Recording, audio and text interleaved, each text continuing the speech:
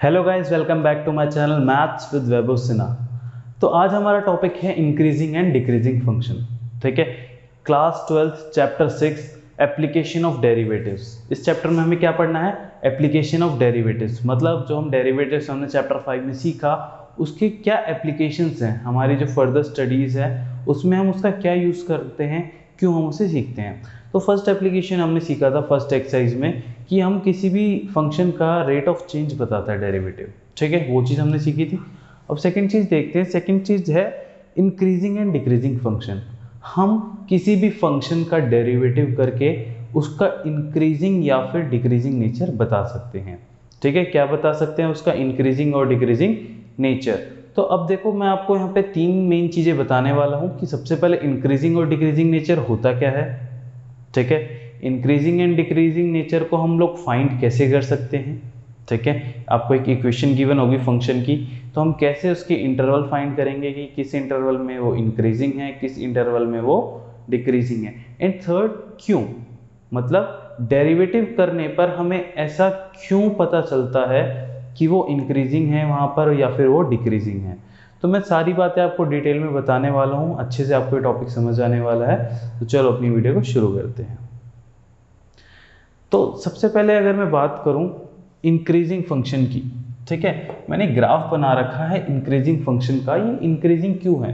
ये इंक्रीजिंग इसलिए है क्योंकि अगर देखो मैं इसमें x की वैल्यू को इंक्रीज करता हूँ, यहाँ मेरा x1 है, यहाँ मेरा x2 है। अगर मैं अपनी x की वैल्यू को इंक्रीज करता हूँ तो मेरी जो कॉरेस्पॉन्डिंग y की वैल्यू है वो भी इंक्रीज होती है। ठीक है, मैं x की वैल्यू बढ़ा रहा हूँ तो मेरी y की वैल्यू भी इंक्रीज हो रही है ना। वहीं देखो, अगर मैं इधर डिक्रीजिंग फंक्शन की बात करूं तो अगर मेरा ये 1 है, ये 2 है, तो अगर मैंने अपनी x की वैल्यू बढ़ाई तो देखो आपकी y की वैल्यू घट रही है ना। अगर मान लो मेरा ये 1 है, ये 2 है, जब मेरा x1 था y 2 था, x बढ़ाने पर y घट रहा है ना, y क्या हो रहा है? घट रहा है। तो इसका मतलब ये डिक्रीजिंग फंक्शन है। तो रीजन समझ में आया कि ग्राफ अगर मैंने सिंपल ड्रॉ करा कि जब कोई कर्व ऐसे ऊपर की तरफ जाता है तो वो इंक्रीजिंग फंक्शन होता है। रीजन वहां पर जब हम x की वैल्यू इंक्रीज करते जाते हैं तो फंक्शन की भी वैल्यू यानी जो y की वैल्यू है वो हमें इंक्रीजिंग ऑर्डर में मिलती है। सिमिलरली अगर मैं इस फंक्शन की बात करूँ, यहाँ पर अगर मैं x की वैल्यू बढ़ा रहा हूँ तो मेरी fx की वैल्यू घट रही है। तो अगर हम आगे चल रहे हैं एंड वैल्यू घटती जा रही है तो वो डिक्रीजिंग फंक्शन कहलाएगा। एंड अगर हम आगे चल रहे हैं, फंक्शन इंक्रीज हो रहा है, फंक्शन की वैल्यू इंक्रीज हो रही है, तो वो हमारा क्या हो जाएगा? Increasing function. तो आई होप ग्राफिकली आपको समझ आया कि इंक्रीजिंग फंक्शन का मतलब क्या होता है, डिक्रीजिंग फंक्शन का मतलब क्या होता है। अभी स्ट्रिक्टली वर्ड क्यों यूज है? देखो, यहाँ पर ये स्ट्रिक्टली डिक्रीजिंग फंक्शन है एंड यहाँ पर ये क्या है? Strictly increasing function. ठीक है, एक ये इंक्रीजिंग है, ये भी इंक्रीजिंग है, बट ये स्ट्रिक्टली इंक्रीजिंग है। तो क्या डिफरेंस है? डिफरेंस कुछ नहीं है।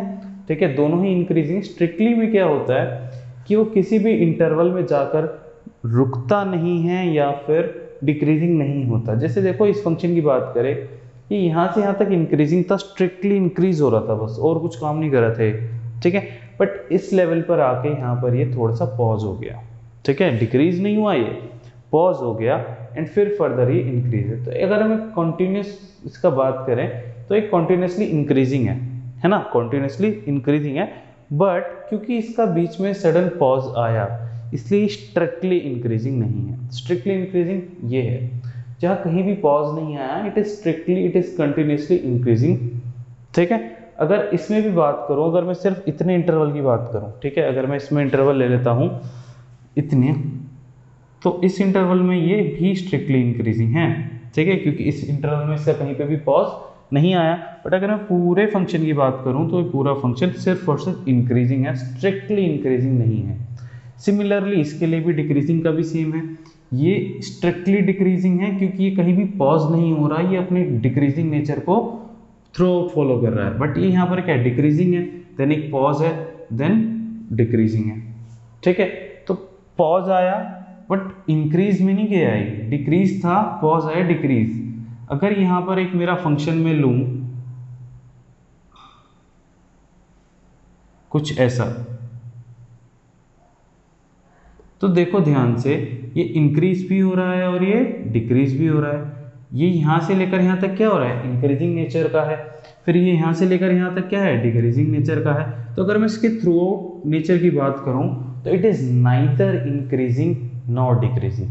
ठीक है, ये फंक्शन क्या है, नाइदर इंक्रीजिंग नॉर डिक्रीजिंग। क्यों, क्योंकि कभी ये इंक्रीज करता है कभी ये डिक्रीज करता है, तो हम इसको पर्टिकुलरली इंक्रीजिंग या फिर डिक्रीजिंग टर्म से डिनोट नहीं कर सकते। तो ये क्या है हमारा, नाइदर इंक्रीजिंग। ठीक है, इंक्रीजिंग को ये सिंबल है, इंक्रीजिंग की जगह मैं ऐसे सिंबल बना सकता हूँ, नॉर डिक्रीजिंग। ठीक है, तो जैसे अगर मैं बात करूँ तो ये किसका फंक्शन है, ये एक साइन एक्स का ग्राफ है। ठीक है, अगर मैं इंटरवल 0 π/2 पाई 3π/2 की बात करूं तो देखो, अगर आप ध्यान से, आपको याद हो y = sin x का ग्राफ अगर हमने सीखा था एक वीडियो में, तो अगर मैं 0 से π/2 यानी फर्स्ट क्वाड्रेंट में जाता हूं तो जैसे जैसे मेरे x की वैल्यू बढ़ती है मेरे फंक्शन की वैल्यू भी इंक्रीज होती है। तो ठीक है, इस 0 से π/2 के इंटरवल में क्या है, इंक्रीजिंग है। सेकंड क्वाड्रेंट में क्या होता है, जब हम π/2 से पाई की तरफ जाते हैं तो क्या होता है, x की वैल्यू यानी थीटा की वैल्यू इंक्रीज करने पर फंक्शन की वैल्यू डिक्रीज होती जाती है। तो सेकंड क्वाड्रेंट में डिक्रीजिंग है, थर्ड में भी डिक्रीजिंग है, यानी अगर मैं π/2 से 3π/2 की बात करूँ, ये डिक्रीजिंग है। फिर यहाँ पर ये 3π/2 से 5π/2 आगे इंक्रीजिंग होगा। तो overall it is neither increasing nor decreasing. लेकिन अगर हम एक पर्टिकुलर इंटरवल इसमें डिवाइड कर दें, मतलब आपसे इस इंटरवल में पूछ ले तो आप बता सकते हो कि ये डिक्रीजिंग नेचर का है, आपसे इस इंटरवल में पूछ ले तो बता दोगे कि ये इंक्रीजिंग नेचर का है। बट एक कंप्लीट इंटरवल ले लोगे तो आप इसे बोलोगे neither increasing nor decreasing. Same ऐसा ही केस कुछ हमारे क्वाड्रेटिक फंक्शन का भी होता है। ठीक है, क्वाड्रेटिक में क्या होता है, आपका पैराबोला बनता है। पैराबोला क्या होता है, वो अपनी शेप बदलता है। ठीक है, पैराबोला की अगर हम बात करें तो पैराबोला कुछ ऐसा होता है।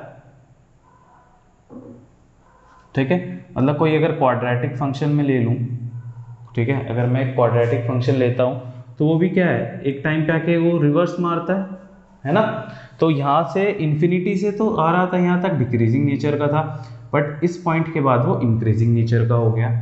ठीक है, अगर आपको ग्राफ दे दिया जाए तो आप अब इजीली बता सकते हो इंक्रीजिंग डिक्रीजिंग कि किस पॉइंट के बाद ये इंक्रीजिंग है, किस पॉइंट के बाद ये डिक्रीजिंग है। ठीक है, लेकिन आपके क्वेश्चंस तो ग्राफ में नहीं आते, क्वेश्चंस आते हैं आपके सिंपल अलजेब्रा की फॉर्म में। ठीक है, आपको क्वाड्रेटिक क्यूबिक इक्वेशन दे दी जाती है एंड पूछा जाता है कि बताओ ये किस इंटरवल में आपका इंक्रीजिंग है या फिर डिक्रीजिंग है। तो अब मैं आपको बताता हूँ कि हम वो क्वेश्चंस को कैसे करेंगे। ठीक है,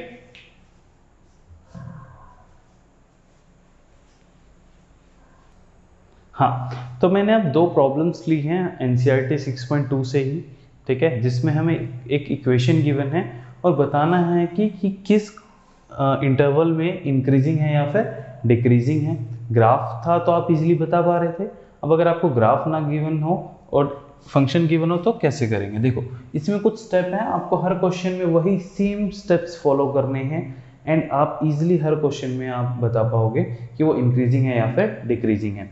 तो स्टेप्स क्या है, पहला क्या करना है, देखो स्टेप्स लिखता हूँ मैं यहाँ पर। सबसे पहले क्या करना है, f' डेरिवेटिव लेके इसको 0 के बराबर रखना है। ठीक है, जब आप डेरिवेटिव को 0 के बराबर रखोगे x की कुछ वैल्यूज आएंगी। ठीक है, x की कुछ वैल्यूज आएंगी, उसके बाद क्या है, आपने डिसाइड करना है इंटरवल्स को। एक बार इंटरवल्स डिसाइड हो गए आपके, फिर आप इजीली उसको प्रेडिक्ट कर सकते हो कि वो इंक्रीजिंग है या फिर डिक्रीजिंग है। तो मेन आपने ये दो मेहनत करनी है। उसके बाद क्या है, आपने नेचर फाइंड करना है। फाइंड क्या करना है, नेचर, कि इंक्रीजिंग है या फिर डिक्रीजिंग है। तो चलो इन स्टेप्स को फॉलो करते हैं और देखते हैं कि क्या हम अपने क्वेश्चंस को पूरा कर पाते हैं या फिर नहीं। सबसे पहले डेरिवेटिव करो, ये फंक्शन है। ठीक है, इसको मैंने डेरिवेटिव करा तो ये क्या है मेरा 4x - 3। ठीक है, अब मैं इसको अगर 0 के बराबर रखता हूँ तो मेरा 4x - 3 क्या हो गया 0। तो x = क्या आ गया मेरा 3/4। तो x की जो वैल्यू आती है, ठीक है, ये वो पॉइंट होता है जहाँ पे हमारा कर्व जो है वो टर्न करता है। ठीक है, एक जैसे हमने देखा था ना कि क्वाड्रेटिक फंक्शन में क्या हो रहा था कि इन्फिनिटी से आ रहा था, डिक्रीजिंग था, फिर टर्न करा, फिर इंक्रीजिंग हो गया।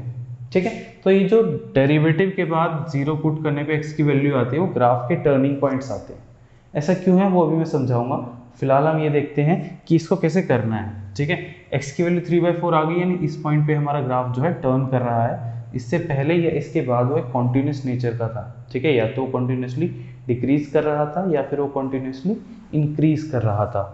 तो देखो हमारा जो x है वो क्वाड्रेटिक के केस में उसका डोमेन रियल नंबर होता है, मतलब जो हमारी नंबर लाइन होती है ना -∞ से +∞, उसमें यहाँ पर ये 3/4 पे चेंज हो रहा है। तो हमारे इंटरवल्स क्या होंगे,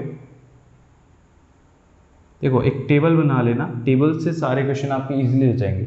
टेबल में क्या लिखना है आपने, इंटरवल लिखना है -∞ से 3/4, ठीक है, एंड देन फिर क्या हो जाएगा 3/4 से +∞, ठीक है। मैंने -∞ से +∞ के बीच में आपको इंटरवल को डिवाइड कर दिया, -∞ से 3/4, 3/4 से +∞। सेकेंड चीज क्या देखनी है आपने, साइन ऑफ f'(x). उस इंटरवल में आपका जो डेरिवेटिव है उसका साइन देखना है। अगर आपका डेरिवेटिव पॉजिटिव आता है तो फंक्शन का नेचर इंक्रीजिंग है, अगर आपका डेरिवेटिव नेगेटिव आता है तो फंक्शन का नेचर क्या है, डिक्रीजिंग, ठीक है। ये कैसे होगा आपका, if f'(x) is greater than 0 यानी पॉजिटिव तो फंक्शन क्या है, इंक्रीजिंग है, और अगर f'(x) क्या है, लेस देन 0 है तो फंक्शन क्या है मेरा, डिक्रीजिंग नेचर का होगा। चलो चेक करते हैं। हमने क्या करना है, इस इंटरवल के बीच में -∞ से +3/4 के बीच कोई भी एक नंबर उठाओ, इसके अंदर डाल के देखो, ये f'(x) है ना, इसके अंदर डाल के देखो। जैसे मैंने -2 उठा लिया, -2 डालूंगा तो ये क्या होगा, -2 डालने पे -8 -11, तो मेरा f'(x) क्या आ रहा है, नेगेटिव आ रहा है, नेगेटिव आ रहा है। तो अगर मेरा f'(x) नेगेटिव आ रहा है तो मेरा नेचर ऑफ फंक्शन क्या होगा, नेचर ऑफ फंक्शन क्या होगा मेरा, डिक्रीजिंग, ठीक है। एंड यहाँ पे देखो 3/4 से +∞ के बीच में कोई भी एक नंबर लेता हूँ, जैसे मैंने लिया आपका प्लस का 5, 5 4 20, 20 - 3 इज 17 विच इज पॉजिटिव, तो यहाँ पर मेरा फंक्शन क्या है, इंक्रीजिंग है, ठीक है। अगर नेगेटिव आया तो डिक्रीजिंग, पॉजिटिव आया तो इंक्रीजिंग। बस आपने यही स्टेप्स हर क्वेश्चन में करना है, कुछ नहीं करना, अपने डेरिवेटिव करना है, डेरिवेटिव को 0 के बराबर रखना है, x की कुछ वैल्यूज आएंगी, ठीक है। आपने इंटरवल्स डिवाइड करने हैं, उसके बाद चेक करना है उस इंटरवल में अगर f'(x) अगर आपका पॉजिटिव है तो वो फंक्शन उस इंटरवल में इंक्रीजिंग होगा, f'(x) आपका नेगेटिव है वो फंक्शन उस इंटरवल में डिक्रीजिंग होगा, ठीक है। तो एक बार ये वीडियो को पॉज करके ये स्टेप्स को आप नोट कर लो, ठीक है, स्टेप्स को, और इस क्वेश्चन को नोट कर लो, ताकि मैं एक बार क्लियर करके ये क्वेश्चन आपको क्यूबिक इक्वेशन करके दिखाता हूँ सेम मेथड से कि कितने इजी है, ठीक है। सेम स्टेप्स आपने फॉलो करने हैं, कितने इजीली आप इंटरवल बना के अपने क्वेश्चन को सॉल्व कर सकते हो। अगर आपसे पूछा जाए कि कहाँ कहाँ इंक्रीजिंग है तो आप बता दोगे कि इस इंटरवल में इंक्रीजिंग है, पूछा जाए कहाँ कहाँ डिक्रीजिंग है तो आप बता दोगे कि वो इस इंटरवल में डिक्रीजिंग है, ठीक है। तो आई होप आपने नोट कर लिया होगा, मैं इसको क्लियर कर देता हूँ एक बार। हाँ, तो अब अपने सेकंड क्वेश्चन की बात करते हैं, ठीक है। सेम स्टेप्स मैंने यहाँ पे आपको लिख दिए, ये स्टेप्स फॉलो करने हैं हमने। क्या करना है, फंक्शन का डेरिवेटिव करना है, तो f'(x) निकालता हूँ मैं, तो क्या हो जाएगा मेरा 6x² -6x -36, ठीक है। अब मुझे क्या करना है, इसको =0 रख के x की वैल्यू निकालनी है, उसके लिए फैक्टराइज करना पड़ता है, तो मैं इसको पहले ही फैक्टराइज कर लेता हूँ, ठीक है। थोड़ा देखो इसमें 6 कॉमन आ रहा है, क्या बचा, x² माइनस ये x हो गया -6 हो गया, ठीक है। इसके अगर मैं फैक्टर बनाऊँ फर्दर तो 6 किसको मल्टीप्लाई करके आता है, 2 और 3 एंड उसका डिफरेंस -1 भी है, तो x² -3x + 2x -6, ठीक है। तो ये क्या हो जाएगा, x कॉमन लूँगा तो x -3, यहाँ पर x -3, तो एक मेरा फैक्टर बन गया x + 2 और x -3, ठीक है। तो ये मेरे फैक्टर बन गए।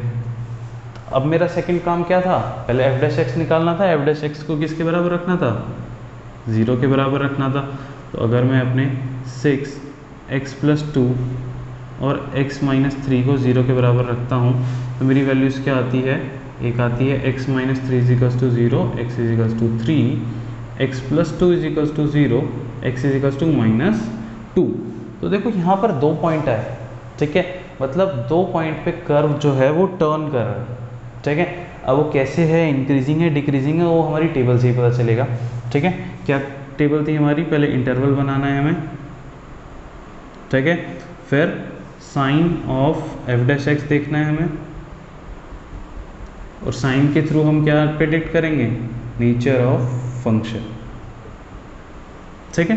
देखो अब यहाँ पर अगर मैं पहला इंटरवल बनाता हूँ तो मेरा क्या बनेगा, माइनस इन्फिनिटी से -2, ठीक है। दूसरा इंटरवल -2 से +3,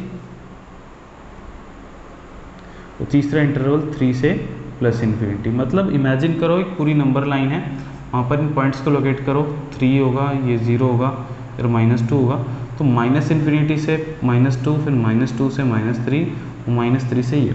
बात हम पूरे रियल नंबर्स की कर रहे हैं, ठीक है, बट ब्रेक करके। हमें पता है कि यहाँ पर एक सेम नेचर होगा, यहाँ पर सेम नेचर होगा, यहाँ पर सेम नेचर होगा, क्योंकि यहाँ पर एक टर्न कर रहा है, ठीक है। तो सेम तरीका इस इंटरवल के बीच में कोई भी एक नंबर लो, अगर मैं लेता हूँ -4, तो देखो इसमें -4 डालता हूँ, या इस इंटरवल का कोई भी नंबर डालता हूँ, तो देखो आंसर मेरा नेगेटिव आने वाला है, -5 + 2 -3, -4 + 2 नेगेटिव। ये टर्म तो पॉजिटिव है, ठीक है, इस ब्रैकेट से मेरे को आंसर हमेशा नेगेटिव मिलेगा, ठीक है। एंड देन इस ब्रैकेट की बात करूँ मैं अगर कोई नेगेटिव नंबर डालता हूँ तो मुझे यहाँ पर क्या मिलेगा, नेगेटिव भी मिलेगा, माइनस माइनस प्लस होकर नेगेटिव मिलेगा, तो ओवरऑल मल्टीप्लाई होकर मुझे आंसर क्या मिलने वाला है, पॉजिटिव। तो इस इंटरवल में मेरा एफ डैश एक्स पॉजिटिव मिलेगा, तो मतलब क्या है कि यहाँ मेरा जो फंक्शन है वो इंक्रीजिंग नेचर का है। सिमिलरली इस इंटरवल में चेक करते हैं, इसमें जैसे मैं 2 वैल्यू लेता हूँ, ठीक है, 2 + 2 4, पहला तो मेरा पॉजिटिव, ऑलवेज 6 ऑलवेज पॉजिटिव है, ये भी मुझे पॉजिटिव दे रहा है। एंड ये क्या दे रहा है, अगर मैं कोई नंबर लेता हूँ -2 से +3 के बीच में, अगर मैं 2 लेता हूँ तो मुझे नेगेटिव दे रहा है, ठीक है। 3 से बड़ा लेना नहीं इस इंटरवल में कोई भी नंबर अगर मैं लूँगा मुझे यहाँ नेगेटिव मिलेगा, तो मेरा आंसर नेगेटिव आएगा, मतलब इसमें मेरा आंसर जो है वो डिक्रीजिंग है। सिमिलरली इस इंटरवल की बात करूँ तो मेरे को ये पॉजिटिव मिलने वाला है, कोई भी नंबर डालो, 7 यहाँ पर भी डालो, ये भी तीनों मेरे को पॉजिटिव, तो मेरा आंसर पॉजिटिव है, तो मेरा फंक्शन जो है वो इंक्रीजिंग नेचर का है। तो अगर मेरे से पूछा जाए कि बताओ ये फंक्शन इंक्रीजिंग कहाँ पे है, ठीक है, तो मैं क्या बोलूँगा, function is increasing in interval -infinity से -2 यूनियन 3, इन्फिनिटी, ठीक है।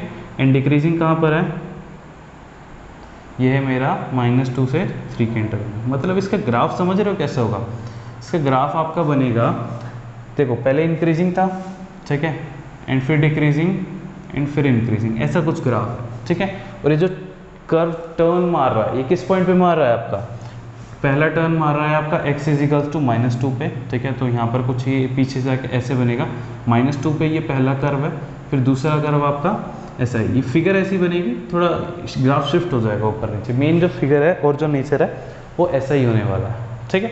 तो आई होप आपको ये चीज़ समझ आई होगी कि हम लोग कैसे बड़ी ही आसानी से डेरिवेटिव का एप्लीकेशन यूज़ करके, ठीक है, फंक्शन का डेरिवेटिव करके उसका नेचर प्रिडिक्ट कर सकते हैं कि ओवरऑल क्या है, से ओवरऑल ये नाइदर इंक्रीजिंग नॉर डिक्रीजिंग है।